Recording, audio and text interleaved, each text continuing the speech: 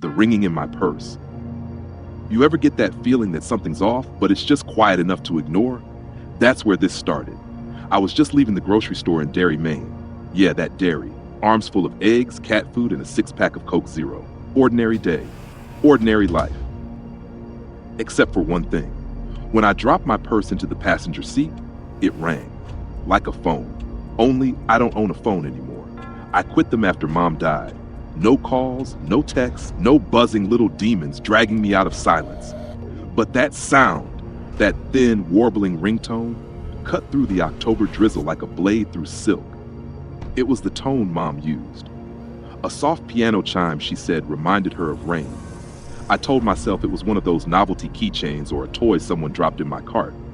But when I opened the purse, there it was, an old flip phone, the kind with scratches like veins running through the plastic. Its screen glowed a sickly green, and a name flickered there, pulsing, Mom. My hands went cold, the kind of cold that starts in the heart and moves outward. For a long second, I just stared at it. Cars passed in the fog. The grocery store doors whooshed open and shut behind me, a rhythm of ordinary life still going on. I thought about how grief plays tricks, makes you see things, hear things, hope for things. The phone kept ringing, each note a needle, each second a dare. So I answered, hello? Static. Then, through the hiss, a voice I hadn't heard in 7 years, hoarse, familiar, and trembling with something that wasn't quite human. Don't go home. And then the line went dead. I laughed, the kind of laugh you do when you're alone and scared, just to prove you're not. Then the phone rang again, louder this time, closer, like it had moved an inch nearer to my ear. Every instinct screamed, throw it away, but you know how curiosity works. It's the devil's ringtone. It whispers, what if it's real? What if you're not crazy yet? So I answered, static again. Then breathing, slow, ragged, familiar. Don't go home, the voice said. Click, silence. I checked the call log. No number, no record, just a blank screen staring back like an unblinking eye. The phone itself was ancient. I could see dust in the hinge, the faint impression of a Motorola logo nearly worn away. But the battery icon glowed full, perfect. That's when I saw it, a small sticker on the back, half peeled, edges browned with age. My own handwriting, for emergencies only, but I never wrote that. The thought followed me home like a ghost in the passenger seat. By the time I reached my driveway, the sun was bleeding out behind the trees and the house looked wrong. Too dark, too still. I tried the front door. It groaned open. Inside, the air was stale, heavy, as if no one had breathed it in years. That night, the ringing didn't stop. It came from the purse at first, then from somewhere else. The kitchen sink, the TV speakers, the cat's low, trembling growl. It was as if the sound had learned to crawl, to find new mouths to speak from. I took the battery out. The ringing continued. I buried the phone in the garage under a box of Christmas decorations. The ringing followed me back to bed. At 3:07 a.m., I woke to the smell of lilacs, Mom's perfume. The purse sat in the chair across from me, and something inside was glowing. I reached for it with shaking hands. The phone screen flickered to life on its own. A text appeared, one letter at a time, slow as a heartbeat. I said, don't go home. Then, from somewhere downstairs, I heard the front door open and close. I drove out to the cemetery, because of course I did. Fog crawled low over the ground, wrapping the headstones in a shroud of gray. The moon hung heavy, a pale coin pressed against the sky, and every step I took sounded too loud, gravel crunching like bones underfoot. The phone started ringing again. Not from the passenger seat this time, from inside my coat pocket. I hadn't put it there. It vibrated against my chest, frantic, desperate, like a heart trying to crawl its way out. I flipped it open. On the other end, my mother's voice, soft, trembling, almost gentle. Sweetheart, she said, you left something behind. My mouth went dry. Mom, what do you mean? A pause. Then, overlapping her, came another voice, thin, broken, eerily familiar, my own. Don't answer it next time, it whispered. Please, don't answer. The sound dissolved into static, and underneath it came a faint, steady beeping, a mechanical rhythm, hollow and sharp, like a heart monitor flatlining in reverse. And then it hit me.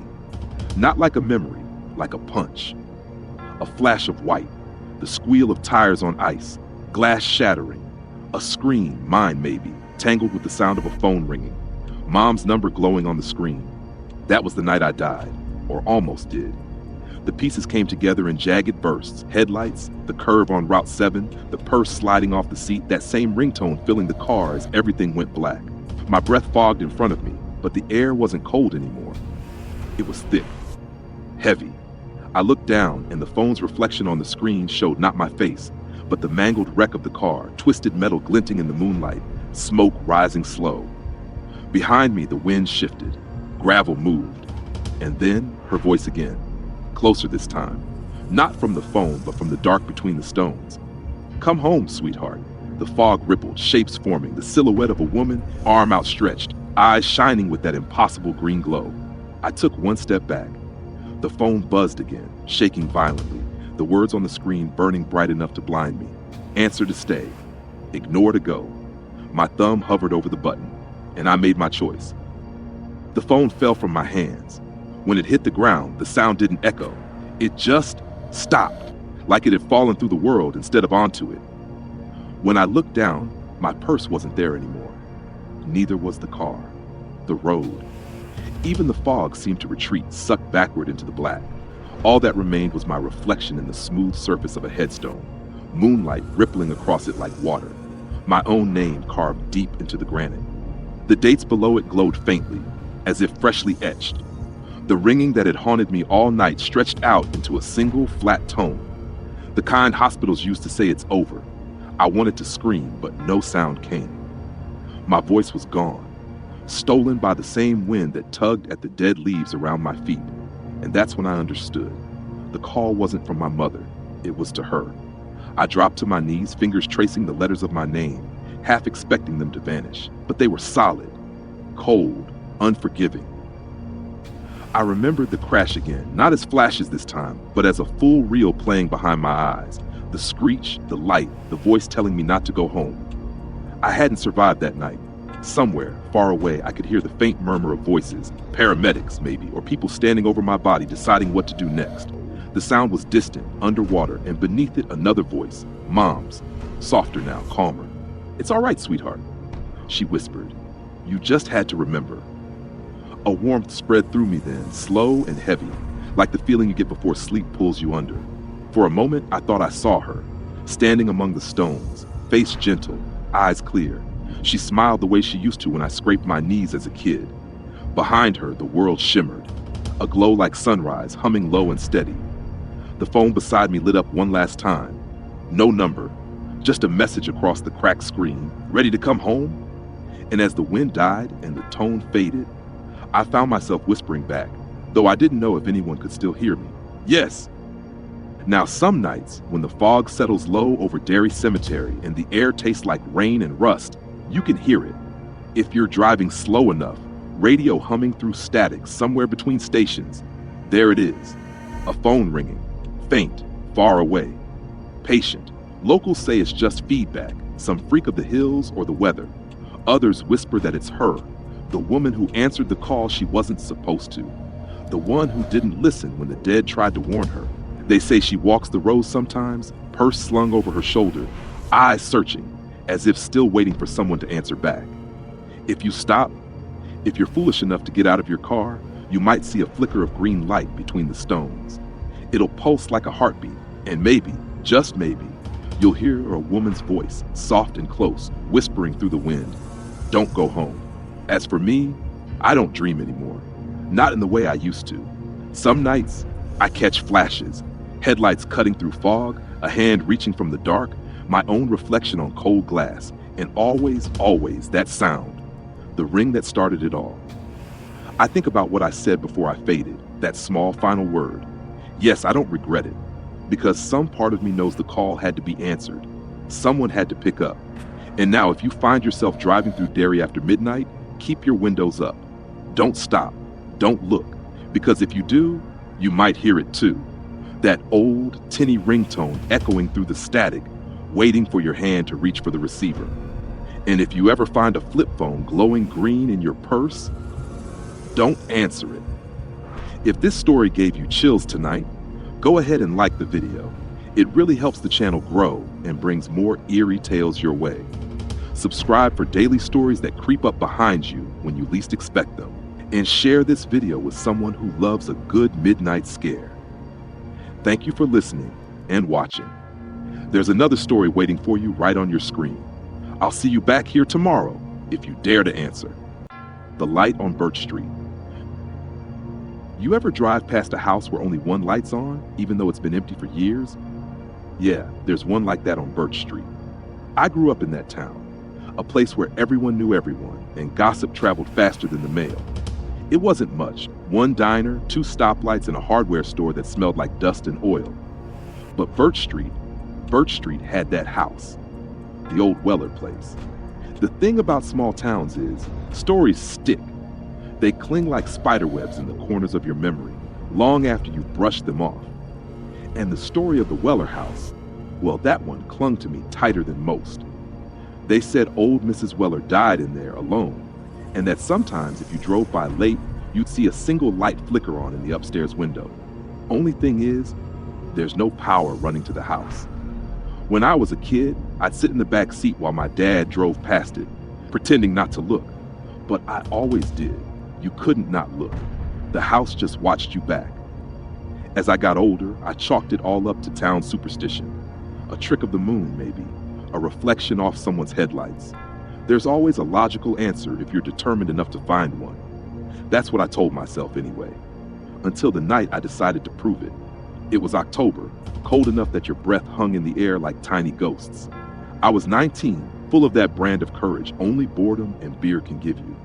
My friends egged me on, laughing in the dark. But I wasn't laughing. Not when I saw that faint golden glow flicker in the window. And God help me, it flickered back.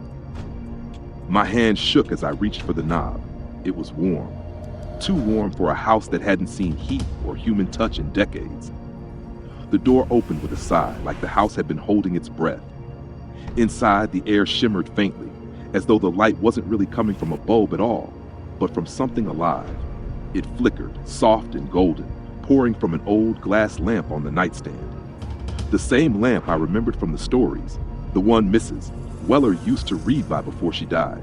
But there was something else, a shadow on the far wall. It swayed when I didn't. "Dean," I called. My voice came out smaller than I meant it to. No answer. Just that steady hum in the air, low and electric, crawling under my skin. I stepped closer. The bed was neatly made, like someone still lived there. The floral quilt looked almost fresh, too new for dust and decay. Then I saw the picture on the nightstand. Mrs. Weller again, smiling that same faint smile. But now the photo was different. The boy beside her wasn't blurred anymore. He looked older, my age. I stumbled back, knocking into the lamp. It didn't fall, didn't even wobble. The light inside pulsed like a heartbeat. And then came the whisper. A woman's voice, soft as silk, but clear as day. "Stay with me." The door slammed shut behind me. I lunged for it, but the knob was ice cold, frozen solid. My breath fogged the air. The walls seemed to close in, the wallpaper patterns twisting, faces forming out of the flowers. From the hallway, I heard Dean yelling, pounding on the door. "Hey, you okay, man?" I wanted to scream back, but something was pressing against my chest, holding me still. The air buzzed louder, filling my skull, like a swarm of wasps inside my head. Then, without warning, silence.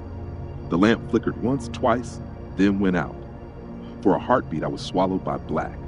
And when the light came back on, it wasn't the same soft glow anymore. It was blinding white, cold, sterile. And there, standing by the window, was Mrs. Weller herself, smiling, holding my phone. "Sharing location," she whispered, tilting her head. "Now they'll all find their way home." Everything around me froze in that split second of white. The air, the dust motes, even my heartbeat. It all stopped. Then the world snapped back into focus, but it wasn't my world anymore. The wallpaper was new now. The floorboards shone with fresh polish. The bed was made neatly with a quilt that smelled faintly of lavender. And from downstairs, I heard laughter, a child's laughter. I stumbled toward the door, my flashlight gone, my phone heavy in my pocket. But when I reached for the knob, it wouldn't turn. I looked down, and my hand wasn't my hand anymore. Smaller, pale, the same as the boy in the photograph. "No," I whispered. "No, no, no." Behind me, Mrs. Weller's voice floated through the air, warm and syrupy. "You shouldn't have come alone, darling. You never come alone." Her reflection appeared in the window glass, perfectly solid, perfectly alive. But when I turned around, she wasn't there, just her voice circling me like smoke. The laughter downstairs grew louder. Then I heard my name, Dean's voice this time, faint and panicked. "Eli, come on, man, say something." I yanked the window open, desperate to call back, but outside wasn't Birch Street anymore. It was black, endless, a void that stretched in every direction. Mrs. Weller appeared beside me then, eyes gleaming like coins buried in candle wax. "They always come," she said, tilting her head. "You call them, and they follow the light." She lifted the Polaroid camera again, and the air thickened. My phone vibrated in my pocket. I pulled it out. The screen flickered, glitching between static and the camera app. A single notification blinked at the top. Sharing location on. Dean's voice echoed from the dark outside, closer now, his footsteps crunching leaves. "Eli, you in there?" I knew what would happen if he came through that door. I knew what she wanted. I lunged for the camera, grabbed it, and turned it on her. "You want me? Take me then," I shouted. Her smile widened, split too far. "Gladly." The flash went off again.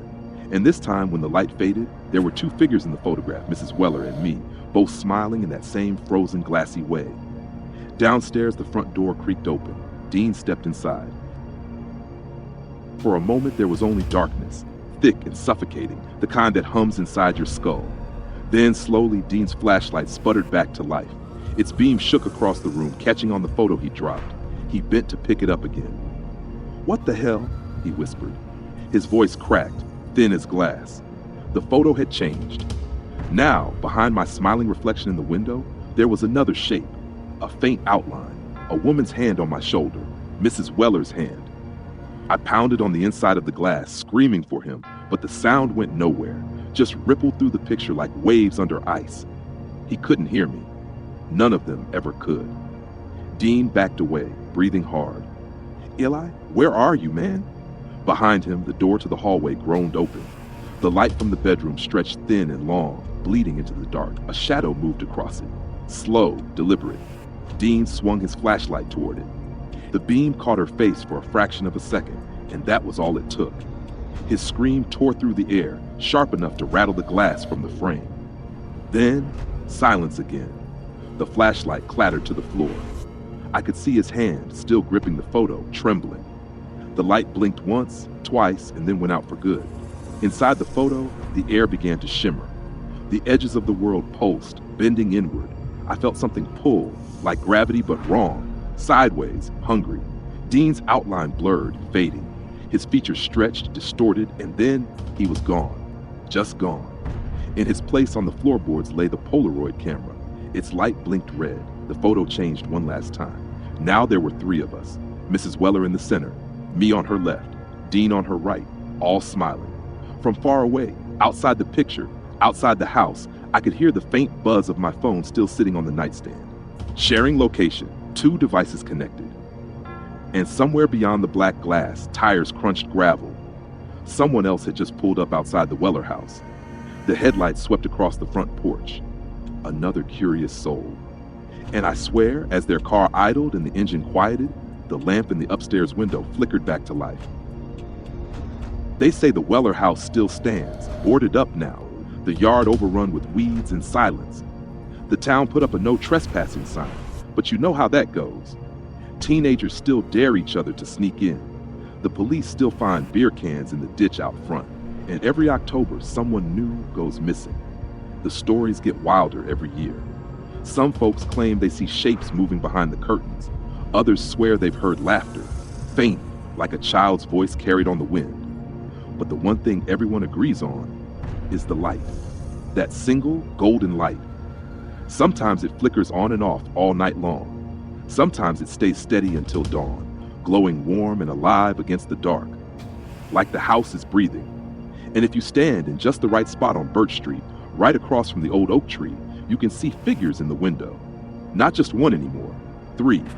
A woman with her hand on the shoulder of a boy, and beside them another young man grinning that same fixed grin. I've stopped trying to scream. The glass doesn't care.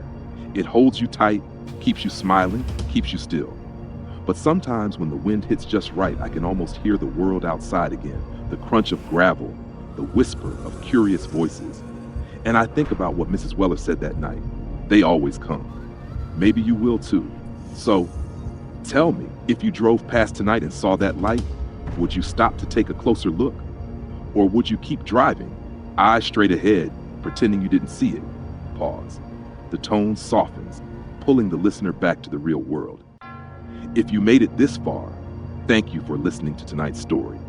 If it sent a chill down your spine, make sure to like this video. It helps the channel grow and reach more listeners who love a good scare. Subscribe for more daily stories just like this one, and share this video with someone who dared to peek inside the Weller house. There's another story waiting for you right there on your screen. Go ahead, click it, and I'll see you back here tomorrow night. Follow me home. You ever get that feeling, driving home late at night, that someone's behind you? Not close enough to tailgate, just far enough to match your every turn. You tell yourself it's nothing. It's always nothing, until it isn't. That's where my story starts. My name's Eddie Mallory, 37. Used to work nights at a hardware store in a small Maine town called Brackett's Hollow, the kind of place where gossip travels faster than news, and winters linger like unwanted guests. You know the type. A main street that dies by 8 p.m., a diner that still serves coffee strong enough to strip paint, and woods that creep too close to the road, like they're listening. I wasn't anything remarkable. Divorced, broke, one bad decision away from a full collapse. I rented the top floor of a duplex that smelled of mildew and my landlord's cigarettes. My joy came from routine. Finish the shift, lock up, hit Route 17, and let the radio hum away the silence. But that night, the silence wasn't empty. It started small. Headlights in my rear view, far back, steady, too steady. They didn't weave or fade. They didn't pass. They just followed. When I turned off the highway, so did they. When I slowed for a curve, their lights dimmed, a rhythm, perfect and deliberate. I told myself it was a coincidence. I told myself a lot of things back then. Still, when I reached the fork where the old pines choked the road and the sign for Mallory Lane creaks in the wind, I felt a chill. Not from the cold, but from something older, meaner. Because the light stopped there. Not behind me, not ahead, just gone. And in the mirror's empty glass, I could have sworn I saw movement, like someone stepping off the road and into the dark. At first, I laughed it off. Probably some teen messing around. Happens all the time, right? But the car, old, boxy black, kept following, all the way past the gas station, past my turn. And when I tried to shake it, 3 left turns, 1 quick right, it stayed glued to my bumper. That's when the fear kicked in, the kind that crawls up your spine and whispers, "You're not getting home tonight." I pulled over, killed my headlights, waited. The road went dark, silent. Then, one by one, those same headlights flared up in my rear view, closer now, like eyes widening.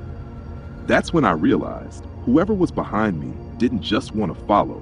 They wanted me to know I was being followed. The next morning, I told the cops. They laughed, said it was probably some drunk taking the scenic route. Told me to get some sleep, Eddie. But sleep, that became a stranger to me. Every night after that, the car came back, always a few car lengths behind, always watching. Sometimes I'd see it parked at the edge of my street when I got home. No driver, just the shape of it sitting there, breathing in the dark. Then came the phone calls, static, heavy breathing. Once I thought I heard my own name whispered through the crackle, drawn out, slow, like the caller was tasting it. And then one morning I found muddy footprints beneath my kitchen window, bare feet, too big to be mine. That night, my answering machine blinked red. One new message. A voice, low and dry, said, "You shouldn't have followed me." Followed him? The words rattled around in my head. I hadn't followed anyone. I was the one being followed. I checked the locks 3 times, pulled the blinds, left the kitchen light on because the dark felt too thick, too alive.